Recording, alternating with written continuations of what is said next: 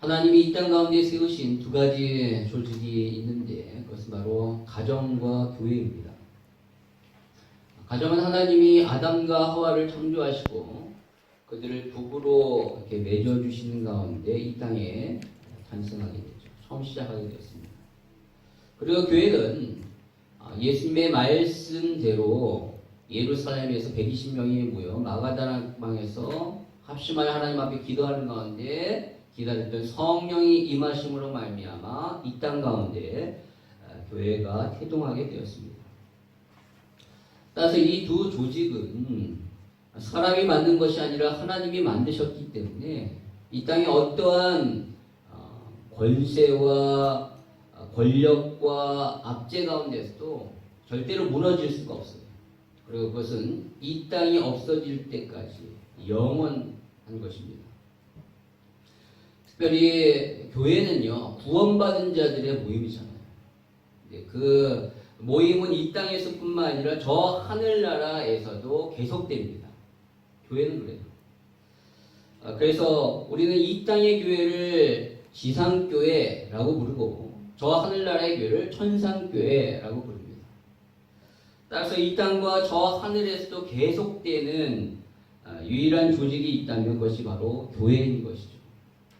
이처럼 교회는요, 이 세상에서 가장 중요한 영적 조직입니다. 그러나 여러분 잘 아시다시피 이 땅의 교회는 완전하지 않습니다.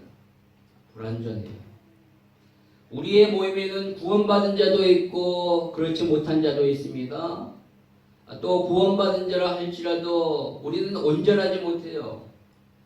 우리는 아직 영원롭지 아니하는 죄 많은 인간이기 때문에 그 안에는 인간적인 갈등과 다툼, 많은 아픔과 어려움이 존재합니다. 그러나 여러분 이러한 인간적인 관계 가운데 일어나는 문제보다 더 심각한 문제는 바로 교회가 본질을 잃어버리고 세속화되는 거예요. 즉 성경의 가치 기준을 따르지 아니하고 세상의 가치 기준을 교회가 따르는 가운데 그렇게 세속화되면 교회는요 영적인 생명력을 잃어버려서 세상의 소망이 아니라 세상의 절망이 되거든요. 현재 한국교회가 그런 것 같습니다.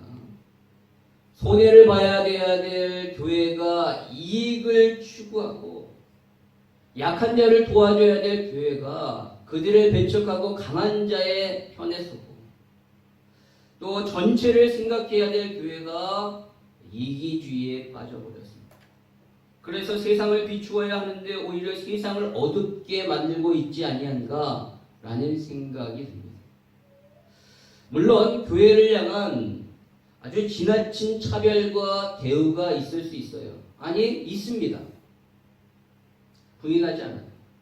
때로 그것 때문에 마음이 아프고 어렵습니다. 억울하기도 해요. 그러나 지금 우리는 이때 우리 자신을 돌아봐야 하는 거예요. 내가 혹은 우리 교회가 본질에서 벗어나 타락하여 세상의 가치를 쫓고 있지 아니한가? 그렇기 때문에 우리가 이렇게 욕을 먹고 있지 아니한가를 다시 한번 돌이켜 봐야 한다는 거예요. 여러분, 많은 사람들이 오늘날 한국 교회를 중세 교회와 비유하고 있어요. 왜냐하면 그때처럼 본질에서 벗어나 껍데기에 신경 쓰고 있고 본질적인 그 사명을 추구하는 것이 아니라 조직을 유지하려고 온 힘을 쓰고 있기 때문에 그렇습니다. 바로 이러한 때에 우리는 마틴 루터가 외쳤던 구호를 기억해야 돼요. 그것이 다름 아닌 뭐냐면 아드 폰테스입니다. 아드 폰테스. 그럼 이것은 라틴어로 근본으로 돌아가자라는 뜻입니다. 이 말은 원래 르네상스 시대 때 인문주의자들이 썼던 말로서 그런 찬란했던 그리스 로마 문화로 돌아가자라는 그러한 뜻의 슬로건이었어요. 근데 그것을 마틴 루터와 종교개혁자들이 사용하여 타락한 교회를 향하여 신앙의 근본인 성경으로 돌아가자라는 뜻으로 사용했던 것입니다. 여러분, 본질은 어디에 있을까요? 본질은 바로 처음에 있습니다. 오리지널이 있습니다. 그래서 교회의 본질을 찾기 위해서는 바로 성경으로 돌아가야 합니다. 성경에 나오는, 왜냐하면 성경에 처음이 있기 때문에 성경에 나오는 그 처음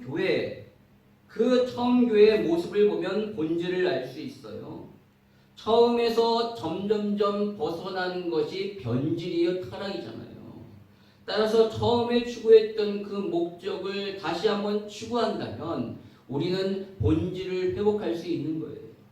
그래서 오늘 우리는 교회의 본질을 찾고자 이 땅에 공식적으로 처음 세워진 예루살렘 교회의 모습을 살펴보려고 합니다.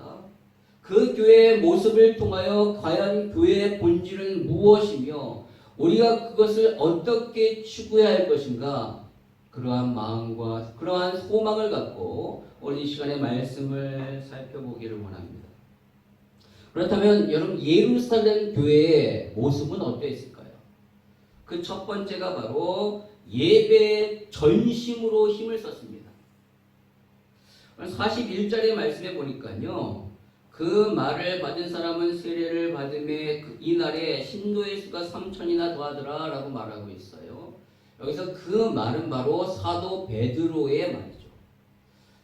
사도 베드로가 사람들 무리 가운데 일어나 말씀을 전했습니다. 하나님의 말씀을 전하니까 그 말씀을 사람들이, 그곳에 모여있던 3,000명이 말씀을 듣고 마음에 찔려 예수를 믿어 세례를 받았는데 그 수가 3,000명이나 되었대요. 이제 그리스도인이 된 것이죠. 그런데 그들이 그렇게 예수를 믿어 처음으로 한 것이, 바로 예수를 믿고 처음으로 한 것이 42절이죠. 그러니까 그들이 사도의 가르침을 받았다라고 말하고 있어요. 즉 사도들이 선포한 하나님의 말씀을 마음으로 받았다라는 것이죠. 오늘날로 말하면 목회자의 선포하는 말씀을 마음으로 이렇게 받았다라는 거예요. 여러분, 그런데 여기서 나오는 그 사도라는 것은 바로 예수 그리스도께 세우신 11명의 제자를 말합니다. 물론 가룟 유다가 자살했기 때문에 그를 대신하여 세운 마띠아가 그 사도에 들어와서 12명이 된 것이죠. 여러분, 근데 그들은 대부분 어떤 사람이었을까요? 그들은 바로 갈릴리 출신의 사람들입니다. 갈릴리 출신의 아주 무식한 어부들이었고요. 또한 세리였어요. 죄인이라고 손가락질 받는 세리였고요. 또한 정치적인 성향이 아주 강한 열심당원들이었습니다. 여러분, 이 말은 뭐냐면은 그들은 저 북쪽 어촌 출신의 잘 배우지 못한 무식하고 사회적 신분이 낮은 별 볼 일 없는 사람이다 라는 뜻이에요. 사람들이 얼마나 이 지방의 사람들을 무시했다면 예수님이 갈릴리 나사렛 출신이라고 얘기하니까 아유, 나사렛에서 무슨 선한 것이 날 수 있느냐 라고 이렇게 얘기할 정도로 이 지방에 있는 사람들을 무시하고 인정하지 않았습니다. 그런데 오늘 여기 보니까 그러한 사람들이 이스라엘의 수도인 예루살렘에 있는 거예요. 그 예루살렘에서 하나님의 그 말씀을 전하니까 그 말씀을 사람들이 들었네요. 마음으로 받은 숫자가 3,000명이나 돼요. 그렇게 무시했던 사람들의 지금 말을 마음으로 받고 있어요. 왜냐하면 그들 때문이 아니라 바로 그들이 전한 복음 때문에 그렇습니다. 여러분, 오늘 이 42절의 말씀을 헬라어 원문으로 보면요, 여기서 나오는 사도가 복수로 되어 있어요. 영어 성경에도 보면 복수로 되어 있잖아요. apostles. T는 묵음입니다. 복수로 되어 있는 거예요. 사도들이에요. 그렇죠. 사도는 12명이었으니까 사도들이죠. 그렇다면 그들이, 여러분, 이 사도들이 가르쳤다 라면 그들이 가르친 이 가르침은요, 복수로 돼야 되잖아요. 그렇죠? 사도들이 12명이니까 그들이 가르침을 복수로 해야 했는데 원문에 보면은 이 가르침이라는 것이 단수로 되어 있습니다. 여러분, 무슨 말일까요? 여러 사람이 가르쳤지만 그 내용이 하나라는 거예요. 똑같은 것을 그들이 가르친 것입니다. 무엇을요? 복음을. 그리스도의 복음을 가르쳤습니다. 사람마다 다 생각이 다르고 사람마다 말하는 스타일도 다르고 그러지만 그 사람들이 말했던 그 가르침은 하나였다. 바로 우리 주 예수 그리스도께서 십자가에서 죽으시고 부활하셨다. 그래서 그분이 우리의 메시아 그리스도가 되셨다는 것을 전한 거예요. 여러분, 사도들이 아무리 배우지 못한 그런 사람들이고 직업이 천하다 할지라도 그들이 가르친 복음은 이 세상에서 가장 귀하고 가치 있는 단 하나 유일한 생명의 말씀이기 때문에 예루살렘 교인들은, 예루살렘 사람들은 그 말씀을 마음으로 받은 것입니다. 여러분, 이 강단에 누가 섰던 간에 그 말씀이 복음이라면 우리는 마음으로 받아야 할 줄 믿습니다. 복음은요, 사람에 의하여 가치가 달라지는 것이 아니에요. 전하는 자의 수준에 의해서 복음의 가치가 떨어지는 것이 아니에요. 떨어지거나 높아지는 것이 아니에요. 전하는 자가 수준이 있고 많이 배우고 똑똑하기 때문에 그것을 우리가 받는 것이 아니라는 거예요. 복음 자체가 능력이 있기 때문에 그 사람이 별 볼 일 없다 할지라도 그 사람이 지금 복음이 선포된다면 그 복음을 받아야 되는 겁니다. 오늘 이 사도들처럼 못 배운 사람이라 할지라도 어눌한 사람이라 할지라도 누추한 사람이라 할지라도 그 안에 생명의 복음이 선포된다면 우리는 아멘으로 받아야 할 줄 믿습니다. 진정으로 본질이 살아있는 교회는요, 복음이 선포될 때 그것을 마음으로 받는 교회예요. 사람의 귀를 즐겁게 하는 소리에 휩쓸리지 마십시오. 사람들의 마음을 즐겁게 하는 세상적인 이야기에 은혜 받았다라고 말하지 마십시오. 내 영혼을 살리고 하나님의 영광이 드러나는 주님의 복음이 선포될 때 그것을 믿음으로 받으십시오. 그것이 교회가 추구해야 될 가장 중요한 본질이에요. 우리 교회가 그렇게 되기를 바랍니다. 복음을 마음으로 받아 그 가르침에 힘쓴 교회 되기를 소망해요. 여러분, 오늘 본문에서 말하는 이 사도의 가르침은 그 내용이 한 가지라고 그랬어요. 그러나 그 가르침을 전하는 형태는 두 가지 형태로 전달됩니다. 하나는 공식적인 이런 모임 가운데 공적인 말씀의 선포, 즉 설교가 있고요. 또 하나는 개인적인 혹은 소그룹 안에서의 말씀의 가르침, 양육이 있습니다. 바로 예루살렘 교회는 이 두 가지가 이루어졌다는 거예요. 우선 공적인 말씀, 즉 설교를 통하여 복음이 선포되었습니다. 즉 주일 예배 가운데 선포되는 강단의 말씀을 통하여 우리의 영혼에 큰 가르침이 있는 거예요. 오늘 베드로가 그러했습니다. 오늘 베드로는 2장 40절까지 무리 가운데 일어나 주의 복음의 말씀을 선포했어요. 구약의 말씀을 바탕으로 지금 일어난 일이 바로 그 구약에 예언됐던 성령이 강림한 것이다. 그리고 예수 그리스도를 설교했습니다. 오늘 그 설교를 듣고 무려 3,000명이나 은혜를 받고 회개하는 역사가 일어난 거예요. 여러분, 우리 안에도 매주 이런 역사가 있기를 소망합니다. 아멘. 말씀이 여러분의 마음에 들어와 여러분의 죄를 깨닫고 하나님 앞에서 통에 자복하는, 오늘 여기 나오는 이 3,000명이 통에 자복하며 구원받았듯이 저와 여러분, 우리의 공동체 안에도 그런 은혜와 역사가 있기를 간절히 소망합니다. 그러기 위해서는 우리가 말씀에 귀를 기울여야 돼요. 제가 뭐 대단하고 뛰어나서가 아니라 저의 입술을 통하여 선포되는 말씀이 하나님의 말씀 복음이라면 귀를 기우시기 바랍니다. 말씀을 마음으로 받으셔야 돼요. 거룩한 주일에 주신 하나님의 말씀에는 특별한 은혜가 있습니다. 왜냐하면 하나님이 이 날을 특별하게 구별하여 세웠습니다. 그 구별하여 세운 이 날에 하나님은 특별한 은혜의 말씀을 주실 줄 믿습니다. 그것을 사모하고 기대해야 돼요. 내가 사모하고 기대하느냐 그렇지 않느냐에 따라서 나타나는 결과는 너무나도 틀린 거예요. 여러분 안에 그러한 큰 은혜가 있기를 주님의 이름으로 축원합니다. 또 오늘 예루살렘 교인들은 하나님의 말씀뿐만 아니라 오늘 42절의 말씀에 보니까 서로 교제하고 떡을 뗐다라고 말하고 있습니다. 여러분 여기서 떡을 뗐다라는 것은 바로 예수님이 정하신 성만찬을 의미해요. 그러니까 모여서 그냥 단순히 먹고 마시고 즐긴 것이 아니라 주님이 정하신 그 성만찬을 행한 거예요. 떡을 떼면서 이것이 우리 주 예수 그리스도께서 우리를 위하여 지키신 살림을 기념하고 기억하며 하나님 앞에 감사. 포도주를 마시면서 이것이 우리 주 예수 그리스도께서 나를 위하여 흘리신 피임을 인식하고 기념하고 하나님 앞에 감사하는 것이었다는 거죠. 여러분 이것이 복음의 핵심입니다. 여러분 이것은 우리를 위하여 십자가에 죽으신 예수님을 기억하며 그 놀라운 사랑과 은혜에 감사하는 것이고 또 그 죽으심에 우리가 동참하겠다는 다짐이에요.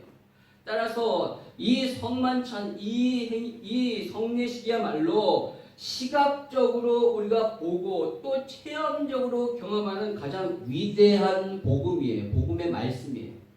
여러분 하나님의 말씀은 입을 통하여 선포되기도 하면서 동시에 성만찬을 통하여 하나님의 우리가 함께 참여하여 그리스도의 그 복음의 말씀을 우리가 실질적으로 몸으로 체험하는 거예요. 그것이 복음의 선포인 것이죠. 바로 예루살렘 교회는 모일 때마다 성찬식을 거행했어요. 뿐만 아니라 이런 성찬식뿐만 아니라 여기에 42절의 말씀에 보니까 끝에 오로지 기도하기를 힘썼다라고 말하고 있습니다. 예루살렘 교회는 기도에 힘썼대요. 여러분 교회는요 기도로 말미암아 탄생되었습니다. 마가다락방에서 120명이 하나님 앞에 간절히 기도할 때 성령이 임하심으로 말미암아 교회가 세워지게 된 거예요. 또한 기도로 모든 어려움을 교회는 이겼습니다. 베드로가 옥에 갇혔을 때 교회가 합심하여 하나님 앞에 기도하니까 그날 밤 하나님이 천사를 보내셔서 옥에 갇혀있는 베드로를 이렇게 나오게 했어요. 또 교회는 아주 중요한 일을 결정할 때마다 하나님 앞에 기도했어요. 안디옥 교회는 세계 선교를 위하여 선교사를 누굴 파송해야 될까라고 고심하면서 금식하며 기도하여 바나바와 바울을 세워 보냈다라고 말하고 있습니다. 여러분 그리고 교회는 주님 오실 것을 기대하며 마라나타 기도하라고 주님이 말씀하셨어요. 이 세상 끝날까지 기도는 멈추지 않습니다. 멈출 수가 없어요. 이처럼 교회는 기도로 시작하여 기도로 끝나는 공동체입니다. 여러분 지금까지 제가 말했던 이 모든 것들 이것은 뭐죠? 바로 예배입니다. 예배 아주 중요한 요소예요. 즉 예배는 하나님의 복음의 말씀이 선포되어야 되고 또 예배는 바로 거룩한 성만찬이 행해져야 되고 또 예배는 하나님 앞에 뜨거운 기도가 있어야 하는 것입니다. 그것을 통하여 십자가의 은혜가 우리 가운데 체험될 수 있는 거예요. 여러분 신앙생활에서 가장 중요한 것은 바로 예배예요. 특히 주일을 온전히 지키는 것이야말로 가장 중요합니다. 지난 2000년 동안 교회는 이것을 지켜온 거예요. 주일에 예배드리는 것을 지켜온 겁니다. 우리는 팬데믹 기간에서도 집에서 영상을 통하여 함께 모일 수는 없었지만 영상을 통하여 주일을 지켰습니다. 바로 이것으로 세상을 변화시킨 거예요. 세상을 다른 어떤 것으로 변화시키는 것이 아닙니다. 예배입니다. 아버지 학교나 어머니 학교, 결혼 예비 학교, 아기 학교 그런 것들을 통하여 한 것이 아니에요. 이런 것들은 좋은 것이지만 교회의 본질은 아닙니다. 있어도 되고 없어도 되는 거예요. 그러나 교회는 예배 공동체예요. 아무리 교제가 좋다 할지라도 예배를 포기할 수 없고 아무리 봉사가 중요하다 할지라도 예배를 소홀히 할 수 없습니다. 예배를 포기하는 순간 교회는 교회가 아니라 인간적인 단체에 불과해요. 따라서 예배를 생명처럼 여겨야 합니다. 내 신앙의 가장 중요한 것은 바로 예배다라고 생각하시기 바랍니다. 이렇게 예배를 소중히 여김으로 하나님의 기쁨을 경험하시는 여러분 되길 바랍니다. 여러분 이러한 예배를 통하여 우리는 새롭게 되는 거예요. 마치 바다가 밀물과 썰물이 있어서 정화되듯이 해변에 더러운 오물들이 있는데 이게 밀물이죠? 그렇죠? 이게 썰물이죠. 썰물이 슉 가면서 거기 있는 모든 더러운 것들이 다 빠져나가고, 그리고 밀물이 깨끗한 푸른 바닷물이 밀물처럼 다 들어와서 깨끗하게 되듯이, 우리가 주일 예배 때 일주일 동안 묻었던 더러운 죄와 아픔과 상처가 예수 그리스도의 보혈이 이렇게 예수 그리스도의 보혈로 밀물처럼 싹 씻겨가고 은혜의 밀물이 들어와 다시 한번 소생케 되는 그러한 역사가 주일 예배 때 일어나는 거예요. 우리가 주를 향하여 예배의 손을 들 때 하늘로부터 은혜의 밀물이 우리 가운데 밀려와 우리를 살리고, 또한 우리의 더러운 죄와 추악함이 회복의 썰물을 통하여 완전히 사라지게 될 줄 믿습니다. 근심, 걱정 없어지고 평안과 기쁨이 회복되는 시간이 될 줄 믿습니다. 우리 교회 예배가 그렇게 되기를 소망합니다. 그럼 두 번째로 예루살렘 교회는요, 전도를 통하여 구원의 열매를 날마다 맺었대요. 여러분, 전도는 헬라어로 유안겔리온 혹은 유안겔로스라고 말합니다. 이것은 BC 450년경에 그리스와 페르시아에서 있었던 에게의 전투에서 승전보를 전했던 것에서부터 유래된 단어예요. 이겼거든요, 그리스가. 그런데 그 이겼다는 소식을 듣지 못하고 사람들이 너무 전전긍긍하며 어떻게 됐지? 우리의 아들이 어떻게 됐지? 우리의 남편이 어떻게 됐지? 우리는 어떻게 됐을까? 혹시 패하지 않았을까? 그렇게 전쟁의 승리를 몰라 마음에 졸이고 있는 그들에게 그 승전의 소식을 가서 전했을 때 그들이 얼마나 기쁘고 즐거워했겠습니까? 바로 복음이 그렇다는 거예요. 구원의 기쁜 소식을 몰라 죽어가는 사람들에게 이 소식을 전하는 그것이 바로 전도입니다. 오늘 47절에 보니까 하나님을 찬미하며 온 백성에게 칭송을 받으니 주께서 구원받는 사람을 날마다 더하게 하시니라. 날마다 구원받는 사람을 더하게 하셨대요. 그럼 저절로 되지 않습니다. 적극적으로 전도할 때 이루어지는 거예요. 4장 31절의 말씀에 보니까 빌기를 다음에 모인 것이 진동하더니 무리가 다 성령이 충만하여 담대히 하나님의 말씀을 전하니라. 예루살렘 교회 이야기입니다. 5장 42절에도 그들이 날마다 성전에 있든지 집에 있든지 예수는 그리스도라 가르치기와 전도하기를 그치지 아니하니라. 이건 역시 예루살렘 교회 이야기입니다. 예루살렘 교회는 예수가 그리스도 되심을 전했습니다.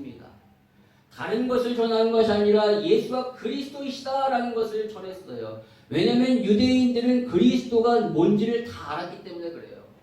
여러분, 우리가 나가서 사람들에게 예수는 그리스도예요 라는 걸 몰라요. 왜냐하면 그리스도라는 헬라어를 모르기 때문에 그래요. 그 뜻이 무슨 뜻인지를 모르잖아요.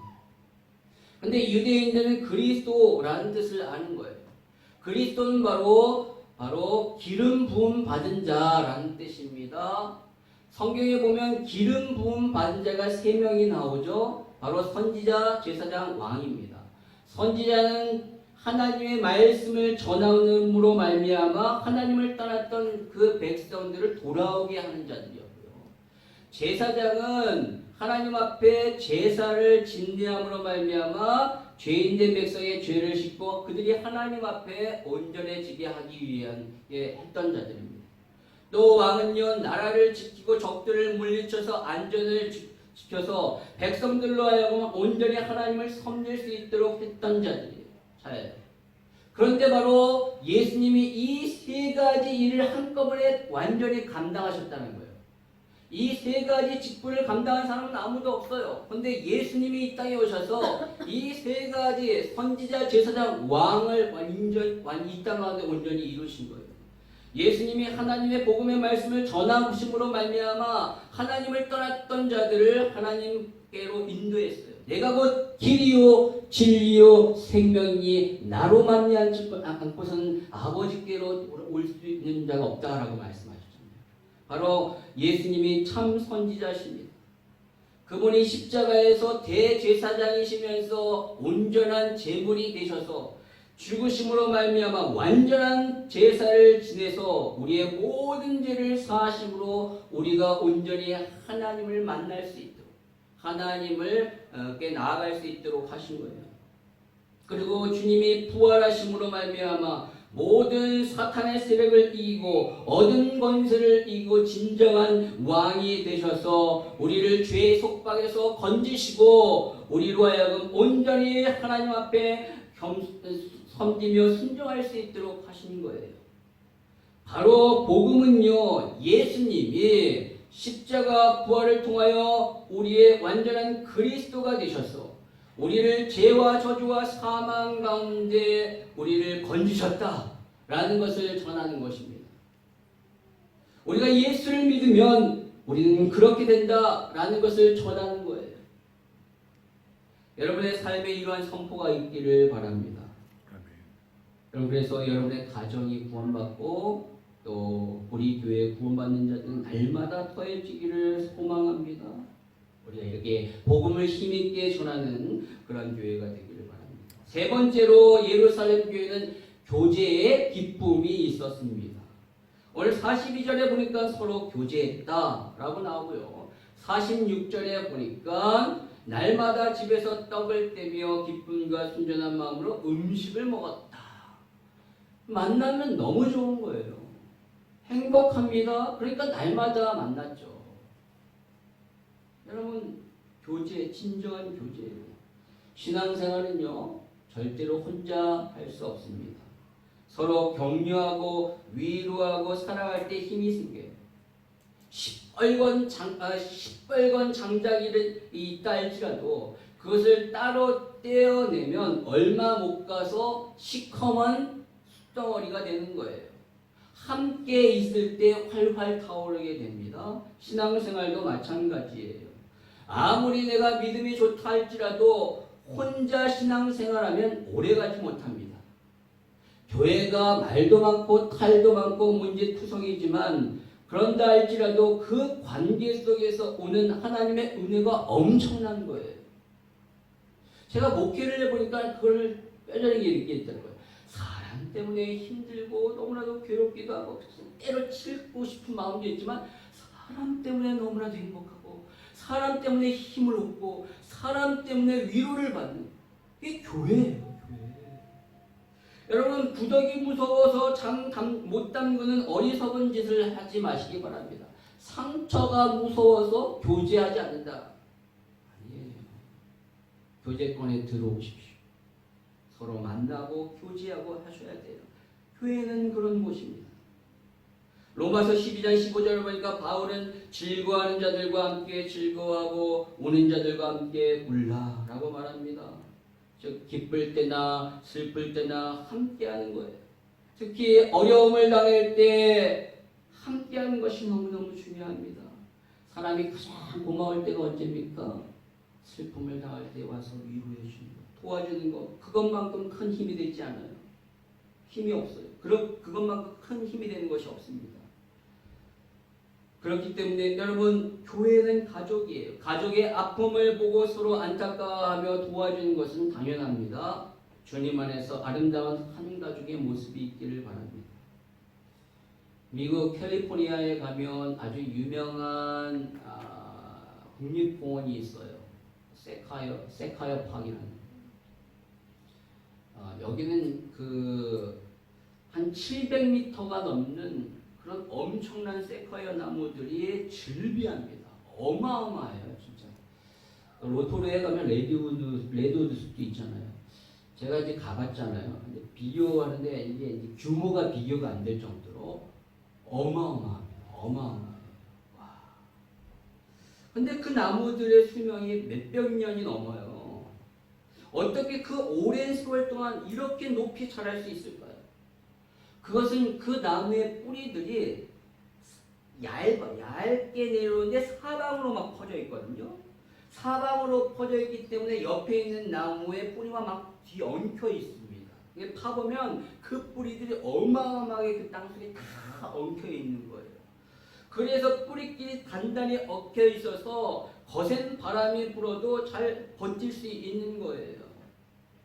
여러분, 우리는 주 안에서 교제의 끈을 놓치지 말아야 합니다. 우리가 서로 피로 얽히진 않았지만 그리스도의 보혈로 한 형제 자매된 자예요. 따라서 주 안에서 서로 위로하고 격려하고 기뻐함으로 아름다운 교제의 모습을 통하여 우리 가운데 우리의 공동체가 든든하게 세워질 줄 믿습니다. 흔들려도 그 뿌리가 단단히 옆에 붙잡혀 있으면 넘어지지 않거든요. 예. 그래서 교제의 끈을 우리가 붙잡아야 되는 거예요. 특히 우리의 목장이 그렇게 되기를 소망합니다. 목장 모임을 통하여 세상에서 경험할 수 없는 그런 놀라운 위로와 그러한 진정한 기쁨이 우리 가운데 있기를 소망합니다. 우리 네 번째, 예루살렘 교회는 구제와 봉사로 어려움을 극복했어요. 오늘 44절 45절에 보면 아주 놀라운 광경이 나와요. 믿은 사람이 다 함께 있어 모든 물건을 서로 통용하고 또 재산과 소유를 팔아 각 사람의 필요를 따라 나누어주며 라고 말하고 있습니다. 바로 가난한 사람들을 도왔다라는 거예요. 그것이 얼마나 풍성했던지 4장 34절과 35절의 말씀에 보니까요. 거기 보니까 그 중에 가난한 사람이 없으니 이는 밭과 밭 있는 집 있는 자들이 팔아 그 판 것을 값으로 가져다가 주었다 나누어줬다라고 말하고 있어요. 가난한 자가 한 명도 없을 정도로 그렇게 풍성한 나눔이 있었다는 거예요. 즉 구제죠. 물론 구제는요 교회 안에서 먼저 이루어져야 합니다. 그러나 거기서 국한되는 것이 아니라 교회는 오늘 예루살렘 교회는 그 교회의 울타리를 뛰어넘어 세상을 향해서도 구제의 손길을 내밀었어요. 어떻게 할 수 있는가? 47절의 말씀에 보니까 온 백성에게 칭송을 받았다라고 말하고 있습니다. 여러분 사람들은 우리의 믿음을 보고 칭찬하지 않습니다. 우리가 열심히 예배드린다고 막 칭찬하거나 우리가 열심히 기도하고 전도 많이 한다라고 칭찬하지 않아요. 그들은 교회가 세상을 향하여 어떻게 하느냐를 보고 칭찬하는 거예요. 여러분 안 그러겠습니까? 세상 사람들이 뭘 믿음이 있어서 그런 걸 보고 칭찬하겠어요? 근데 세상을 향하여 선한 일을 하네? 칭찬하는 거예요. 마태복음 5장 16절에 이같이 너의 빛이 사람 앞에서 비치게 하여 그들로 너희 착한 행실을 보고 하늘에 계신 너희 아버지께 영광을 돌리게 하라 라고 말하고 있습니다. 즉 교회는 세상을 향하여 선을 행해야 돼요. 그래야 세상은 교회를 칭찬합니다. 또한 봉사가 끊이지 않았어요. 봉사는 교회를 든든히 세우는 것입니다. 봉사는 받은 은사를 통하여 감당하게 되죠. 어떤 사람은 식당 봉사, 청소 봉사, 찬양팀, 주일학교 교사, 안내위원, 세가족 섬긴, 중보기도, 신방들을 섬깁니다. 이 모든 것은 각기 하나님이 주신 그 은사에 따라 하는 거예요. 한 사람도 은사를 받지 않은 사람이 없습니다. 다른 사람보다 조금이라도 무엇을 더 가지고 있거나 더 잘하는 것이 조금이라도 있다. 그것이 은사예요. 그리고 그것을 하나님을 위하여 하나님이 봉사라고 주신 것입니다. 자기만 누리라고 주신 것이 아니에요. 만약 그 목적대로 하지 않으면 어느 날 하나님이 그 은사를 가져가실 수도 있어요. 에베소서에 보면요, 교회가 사람의 몸으로 비유되고 있어요. 각 지체가 우리가 한 명 한 명이 유기적으로 연결되어 있다라고 말하고 있어요. 따라서 각 지체의 역할을 잘 감당해야 건강한 교회가 됩니다. 여러분 명심하십시오. 여러분은 교회의 주님의 몸을 이루는 지체이며 여러분의 역할을 통하여 주님의 몸된 교회가 온전해지는 거예요. 나 하나쯤이야. 아니에요. 이 새끼손가락 하나만 제대로 작동하지 못하면 건강한 몸입니까? 절대 그렇지 않아요. 이 새끼손가락 하나 때문에 얼마나 불편한지 몰라요. 코는 어떻게 팝니까? 얼마나 불편해요. 뭐 하나가 제대로 작동하지 않으면 건강한 것이 아니라는 거죠. 교회 안에서도 나 하나쯤이야 절대 그렇지 않습니다. 건강한 교회가 되지 않는 거예요. 그렇기 때문에 나에게 주어진 그 은사에 맞춰서 내가 주를 위하여 다른 사람을 섬길 때 교회는 건강한 교회가 될 줄 믿습니다. 마지막으로 다섯 번째로 예루살렘 교회는 교육과 양육을 통하여 성장했습니다. 오늘 42절에 사도의 가르침을 받았다라고 말하고 있어요. 근데 이것이 바로 앞에서 얘기했듯이 바로 이 가르침은 공적인 모임 가운데서의 말씀의 선포, 즉 설교였다면 이번에는 두 번째 개인과 소그룹 가운데 전해졌던 말씀, 양육을 의미하는 거예요. 5장 42절에 보면 그들이 날마다 성전에 있든지 집에 있든지 예수는 그리스도라 가르치기와 전도를 그치지 않았다라고 말하고 있어요. 예루살렘 교회가 그러했습니다. 집에 있든지 성전에 있든지 몇 명이 모이더라도 예수를 가르친 거예요. 여러분 무엇을 가르친 겁니까? 단순히 성경의 지식이 아니라 예수님을 닮도록 가르친 것입니다. 그분의 인격과 사역을 닮도록 가르친 거예요. 그리고 그것을 배운 겁니다. 그런데 여러분 이렇게 주님의 인격과 주님의 사역을 닮아서 배우려면 반드시 따라오는 것이 있는데 그것이 희생이에요. 포기입니다. 아픔과 포기가 따르게 돼요. 절대 저절로 되지 않습니다. 마태복음 16장 24절에 누구든지 나를 따라오려거든 자기를 부인하고 자기 십자가를 지고 나를 따를 것이다. 베드로와 안드레는 주님을 따르기 위하여 그물과 배를 버렸습니다. 야고보와 요한은 예수님을 따르기 위하여 배와 부치를 버려들었어요. 마태는 불을 축적할 수 있는 세리의 자리를 버렸어요. 그리고 세례 요한은요 사람들로 하여금 존경받고 편안한 삶을 살 수 있는 제사장 가문의 특권을 버린 거예요. 그러한 희생과 포기가 있었기에 주님을 온전히 따를 수 있었던 것이죠. 우리가 주님을 따라 주님의 인격과 사역을 본받기 위해서는 반드시 포기와 희생이 따르게 되는 거예요. 아픔이 있어야 합니다. 그러나 그 희생과 포기의 끝은 세상에 비교할 수 없는 엄청난 상급인 거예요. 엄청난 기쁨과 영적인 그 놀라운 축복이 있는 것입니다. 여러분 믿으시기 바랍니다. 예. 우리가 그거 믿지 않으면 뭐하러 이렇게 고생하면서 예수 믿어요. 예. 그래서 저는 우리 교회는 이제 하반기 때부터 다시 성경 공부를 시작하려고 합니다. 지난번에는 우리가 교리를 배웠다면 이제는 성경 자체를 배우려고 해요. 교리가 비유적으로 보면 문법에 해당되나요? 이제 성경은 바로 텍스트겠죠. 문법을 알았다면 독해를 해야 합니다. 책을 읽고 해석할 수 있어야 되겠죠. 신약과 구약의 모든 책들을 자세히 살펴보면서 하나님의 말씀으로 우리의 마음을 채워가고 주님을 닮아가는 그런 일이 있기를 소망합니다. 여러분 우리 교회는요 본질을 추구했으면 좋겠습니다.